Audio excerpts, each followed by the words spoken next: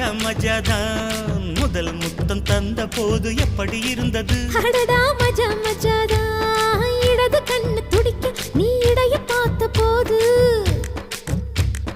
மச்சம் எண்ணி பார்க்க உன்ன வாய்ப்பு கேட்ட போது வயசு வந்த தேதி கேட்கையில் எப்படி இருந்தது அடடா மஜா மஜாதா எப்படி இருந்தது அடடா மஜா மஜாதா